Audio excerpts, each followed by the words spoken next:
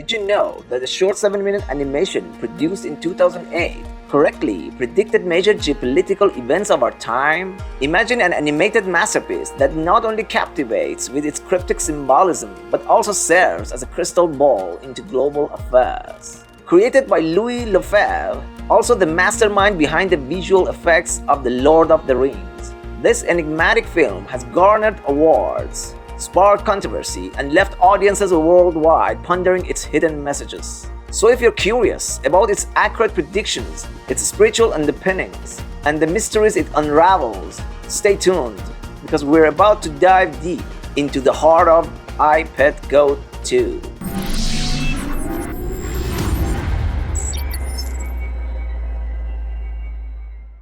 Louis Lefebvre, when asked about the origin of his scenes, often responds with a humble "I don't know. The visuals just came to mind." This statement could serve as a testament to the intuitive and spontaneous creation process that often accompanies true artistic expression. Now let's talk scenes. Each one's a puzzle piece loaded with layered meanings. The animation starts with a door creaking open to reveal a camp where a goat is confined within a wooden box. A barcode stamped on its forehead, setting a tone of captivity and control that threads through the film's narrative. The scene then transitions to a puppet-like figure of George W. Bush manipulated by a reptilian hand, flashing a dollar sign, symbolizing the stronghold of the super-rich and financial institutions over political power. It's like what Maya Angelou Rothschild said about money and power. "Permit me to issue and control the money of a nation, and I care not who makes its laws." Yes, my friend, you control the cash, you call the shots. The same character shifts from a warmongering cowboy punk Bush to the nice, ever-smiling Obama. This transformation subtly reveals how the establishment or hidden government often presents politicians with different portrayals, even though their underlying purposes remain consistent. It's a commentary on the illusion of change within the political arena. On the classroom blackboard, there is a hangman game that's missing some letters to spell out evolution. This might be hinting that sometimes change comes from tough situations. Maybe violence is a form of rebirth. There is also a poster referencing Newton's law that says every action has an equal reaction. Next to it, a picture of a firing dragon looms beside the symbol of negative force reaction. Could this dragon symbolize a potent response emanating from the East, perhaps from China, or in connection with the Year of the Dragon? It subtly conveys that the East is asserting itself after enduring years of Western control and colonization. Scanning the blackboard, don't miss the sketch of a shark-like beast bursting out of the sea, taking a bite at a house. Yeah, you guessed it, probably the White House. We'll circle back to why this might be the case. And hey, over in the corner, there's a map of America with some spots marked. I'm not even gonna try to guess what that's about, but you may be able to interpret it yourself by the end of this clip. In the backdrop, there are 12 little characters around a girl holding an apple, evoking a calendar marked by the month of a year denoted by a rabbit. The two characters that might stand for October and November are butting heads and also going toe to toe, and the space between them looks like the map of Palestine and Israel. This scene hints at a brewing conflict in that region, potentially unfolding in October of a rabbit year. And with the numbers 2 and 3 appearing frequently in the animation, it seems to point to the year 2023 as the significant rabbit year. And now we've all seen how this conflict kicked off, shattering hopes for truce that many clung to based on previous encounters. And guess what? It's not just a rerun of old fights. This time, even Iran and Israel have taken their shadow boxing into the ring, turning their Cold War hot. Now here is a scene that'll grab you. The girl drops the apple and it rolls right over to Obama's foot, splitting in two. Suddenly, a lotus springs up, you know, the kind that usually blooms in still waters. Could be a sign of people waking up to what's going down as Obama watches, looking all kinds of worried. As we zoom out from Obama's face and the classroom, there's this graffiti on the school's outside wall. At first glance, it screams Psalm 23 with a bolt of lightning, like a spark that could ignite conflicts in 2023, maybe even a global showdown. But here's the kicker. In an interview, Louis says it's Psalm 2:3, and though he can't recall the whole thing, he quotes it as walking through the valley of shadow of death, which is actually from Psalm 23:4. But he did say Psalm 2:3, which goes like, "Let us break their bonds apart and cast away their cords from us." So who's breaking whose bonds? We gotta dig into the earlier verses to catch the full story. Why do the nations conspire and the peoples plot in vain? The kings of the earth rise up and the rulers band together against the Lord and against his anointed, saying, "Let us break their bonds apart and cast away their cords from us." The one enthroned in heaven laughs, the Lord scoffs at them. Psalm 2:3 specifically highlights that earthly rulers may choose to break free from divine constraints, potentially leading to wars. But here's the twist. The divine force won't play along. It's like cosmic chess, and the rulers are about to get checkmated. For many Christians, Psalm 2 is a messianic prophecy, a glimpse into the ultimate establishment of God's kingdom through his Son, Jesus Christ. It's like a celestial blueprint for the grand finale, where divine sovereignty reigns supreme. Now let's switch gears. Our Sufi or spiritual cosmopolitan interpretation takes a broader view. Imagine humanity waking up, stretching its spiritual muscles, and outsmarting the warlords. It's like a collective aha moment, an awakening represented by Christ-like consciousness. And guess what? God's Son isn't just one individual, it's all of us, humanity as a unified whole. Our awakening mirrors that Christ consciousness rooted in the pure teachings of Jesus that is not necessarily every single sentence in the Bible. But all these were just the interpretation of the first layer, visible to every regular eye. So let's peel back another layer. What if we darken the bottom half of the graffiti? Wow, isn't that Donald, as in Donald Trump, the president after Obama? Oh my god, how coincidental might that be? Yeah, never mind. Louis just possibly, very inadvertently, hacked his very specially carved and designed psalm graffiti in a manner that can also read Donald in its upper half. And that just happens to appear right after we zoom out of Obama's face in the class. Nah, he didn't mean to predict the next president of United States. What do you think? Maybe just a cosmic wink, eh? Hey, by the way, if you guys liked what you heard so far, please support us by liking and sharing this video. This will also help more people to receive this awareness and help you to get suggested more similar videos on YouTube. Now let's zoom out further. We see a doomsday clock, a design that warns the public how close we are to destroying our world with dangerous technologies of our own making. So, from now on, we are mostly discovering the large-scale future geopolitical events. The American flag splits like a bad omen. Maybe it's a sneak peek at a divided future. Democrat states, Republican states, all duking it out. And then boom, the Twin Towers explode, a haunting memory etched in our collective psyche, which some believe it was a false flag. A false flag that eventually rips up the American flag. As the camera glides across the world's oceans, we catch sight of a mysterious figure surfing an ancient Egyptian boat. But wait, where are we headed? It looks eerily similar to the Strait of Hormuz. The next frames will seal the deal. Those surfers on the boat, positioned near the southern part of Hormuz, seem determined to shut down the strait. And who is leading the charge? Well, it's no one other than Osama bin Laden, flanked by soldiers with missile-shaped heads. But hold on, didn't we hear that Osama was killed and his body dumped at sea? What a ridiculous joke that was. Is Louis trying to tell us he's still indeed alive? Funny that his military uniform sports a CIA badge. But folks, maybe, just maybe, Louis is nudging us toward another Muslim leader, someone whose thoughts echo bin Laden's. Picture one of those Islamists who envisions a world bowing to the rule of Islam and got his arsenal of missiles backing him up. And who fits the bill?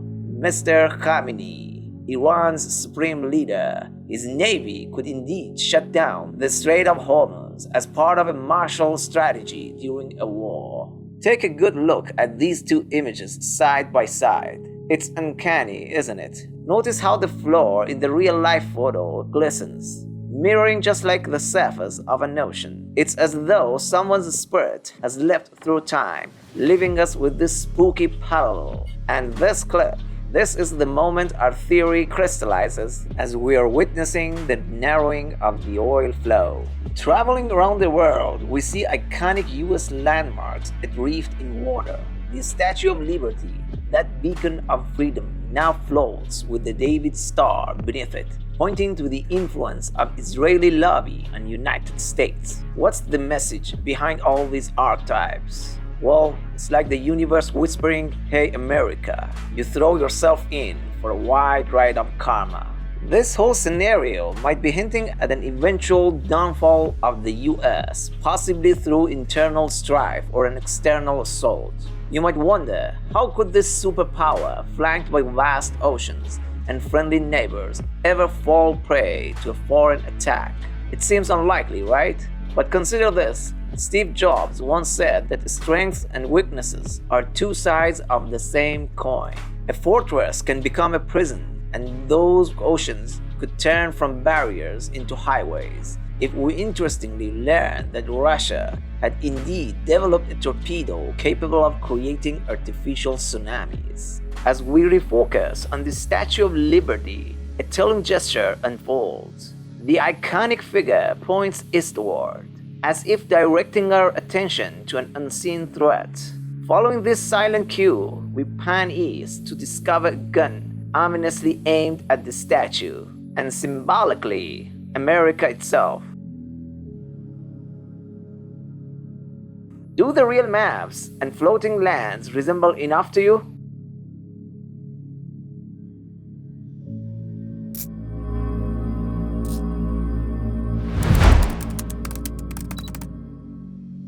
Now in this scene, an eye on a TV screen fixates on the birth of a child. It's as if it's waiting for that first breath, ready to kickstart the brainwashing process. The message here? Well, it's a stark reminder that the media, those invisible puppeteers, are always pulling our strings, controlling our thoughts and lives. Meanwhile, our mysterious figure continues his voyage on that ancient Egyptian boat. We will unravel his identity soon. But wait, he's feeling something, a burning sensation in his chakras, perhaps. And then we zoom in on his head. He's asleep, as if he's moon surfing. There it is, a sketch of a third eye, rays casting upon it. But hold on, there's also barbed wire encircling his head, right above that third eye. It's like a blockade, preventing spiritual enlightenment from seeping in. The controlling media keep influencing the mind of the newborn kid. His innocent face reflects the glow of the TV screen. And what's he watching? Stock market news. But it's not good news. The markets are plunging. Why? That's where the next scene comes in. A pair of fighter jets swoops down, targeting an archetype that looks like a mosque. But is it really just a mosque? Look closer. The altar is outside. It might be something more. A strategic or controversial landmark, perhaps. A spot someone might want to wipe out. And here's the twist. It freakishly resembles a nuclear site in Iran. Yes, the same one intentionally designed to echo the form of a mosque. The Islamic Republic and Israel have already exchanged fire. So brace yourselves, we might soon hear the news. Israeli jets bombing that very nuclear site in Iran. And of course, the Islamic Revolutionary Guard Corps of Iran are gonna respond with their biggest arsenal of missiles and drones in the Middle East, causing a regional or global war. This explosion could symbolize not just destruction, but also the end of an era for institutional and political Islam. From the ashes of the explosion, sparrows take flight, symbols of hope and the promise of peace. Among them, one sparrow transforms into a moth, alighting on the finger of our enigmatic traveler, indicating transformation and rebirth. His sacred heart, or chakra, ignites with a fiery glow, signaling his spiritual enlightenment. The moth, drawn to the flame of enlightenment, immolates itself, a touching moment of surrender. In Sufism and Eastern mysticism, this act represents the ultimate union with the divine, the dissolution of the self into the love of God. To reach this state of oneness, the Sufi must shed all earthly ties, be they material or ideological. A masked dancer enters the scene, his movements fluid as he prepares to switch masks, reminiscent of someone hopping from one Halloween party to the next. Louis calls this dancer the keeper of the flame, as he will be always dancing near a fire that has just started. Then our gaze shifts to a Muslim woman, her hijab a dark symbol of extremism. Tears stream down her face for a lost son, her hands clutching a bottle of syrup, the syrup of martyrdom, the syrup she fed to her son. In their foggy world, the sweetness of death, in the name of faith, is a cherished belief. She shouldn't be crying though, because her son will soon lose his virginity to a bunch of hoories. In a different scene, green liquid poured over a man holding a hammer and sickle, symbols of communism. Is overwhelmed by the liquid. This might be showing us the end of communist influence in Latin America. Next, we see a brave girl holding a white flag of peace, running towards tanks, reminding us of the courageous tank man in Tiananmen Square. The spotlight casts a yin-yang symbol, and on the girl's shirt there is a tiger, maybe hinting that a tiger nation is under threat from China's Red Army. Notice how the tank's plates are colored like China's flag. A skeleton figure halts the girl's march for peace, crushing her hopes. It seems World War III is unavoidable. On her face, there is a symbol against nuclear war. Could this mean a nuclear conflict is on the horizon? We hope not. It looks like China might take advantage of America's focus on defending Israel in the Iran-Israel conflict and attack Taiwan to seize control of the main producer of vital microprocessor chips that America has banned them from. Then we see our mysterious figure still asleep in his boat. Louis depicted him like Jesus Christ, with a heart ablaze and the barbed wire still around his head. Jesus was also a Hebrew. Why don't you just ask your question? What color were the original Hebrews? I have told you that we don't know that for certain. Then you can't believe for certain that Jesus was white. The media keeps pushing their agenda on the young, but they're growing tired of it. Afterward, the Christ figure enters a cave-like structure that seems to represent the world's current framework. His arrival shakes the structure, and rocks start to fall, signaling an imminent change.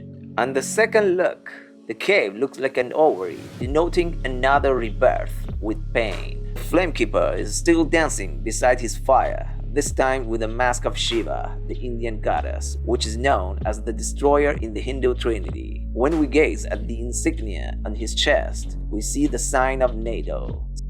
Now even the feet of the Christ figure are on fire. As his boat moves forward, fish join him, showing that more people are ready to leave their comfort zones and possibly even endangering their lives to embrace the warmth of spiritual flame. In the next scene, we see a penis-like structure resembling an obelisk, a symbol of sexual obsession or excess in Western culture. A cross sits atop, and a divine hand reaches down to order its destruction. Inside, an old lady resists the enlightening light invading her gloomy space. Louis Lefebvre explains that this represents the suffering around sexual issues, not just slavery but also overindulgence, obsession, repression, and the vanity that may intensify with aging. In the end, she's bathed in light, purified by spiritual connection, almost as if experiencing a divine union. Notice how a striking contrast is presented. One side of her body, youthful, adorned with a long, elegant stocking, while the other shows the signs of age,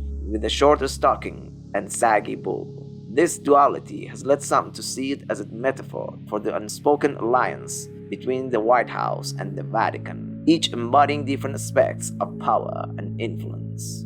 Suddenly, an explosion erupts from our Christ-like figure. It vanishes many corporate men in suits and carrying briefcases. This could mark the end of the current system. The media's grip on the youth loosens as the young rises up enlightened and starts walking resolutely. The skeleton leads a symphony of war, death, and rebirth. The young Muslim, draped in Sufi robe, ascends towards the moon in a dance of Sama. In Sufism, the moon, a beacon in the night sky, mirrors the sun's light, symbolizing the reflection of absolute truth in the darkness of ignorance. I'm a slave to the moon.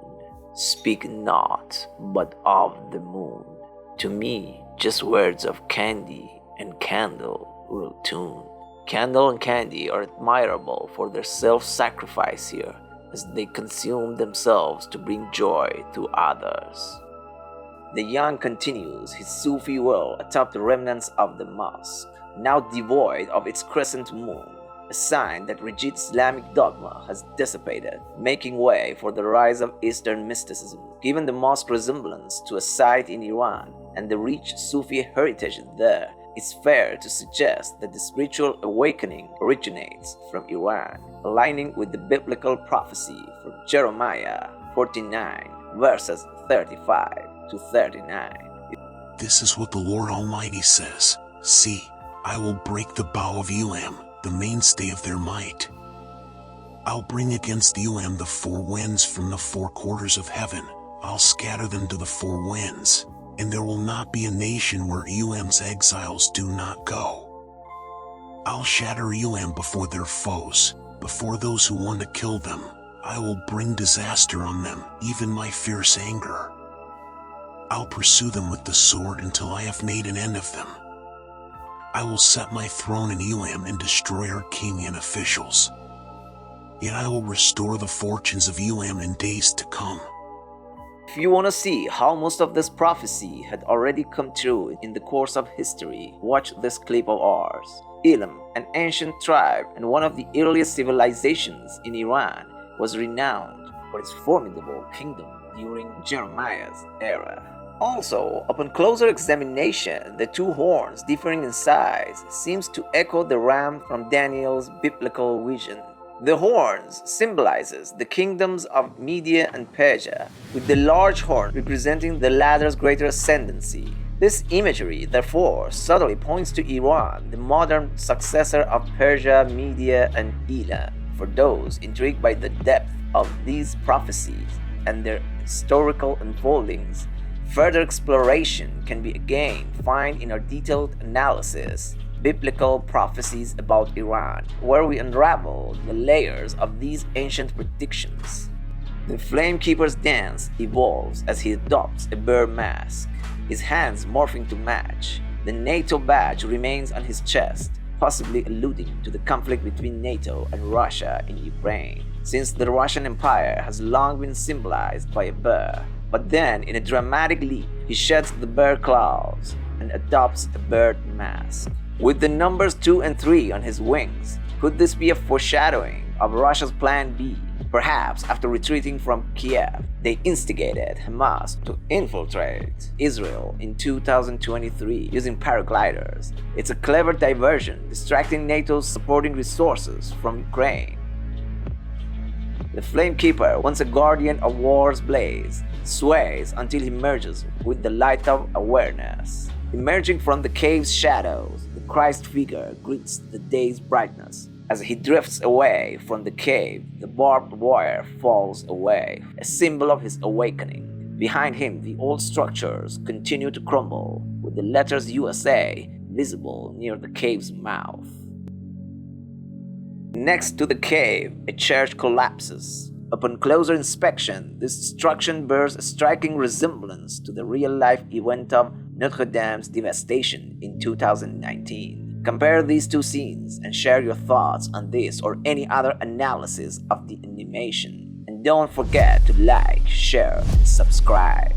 As the Christ figure approaches enlightenment, pyramid-like structures on the left also fall, signaling the end of the world's unjust hierarchical system, dominated by bankers and capitalists. Enlightenment is now complete.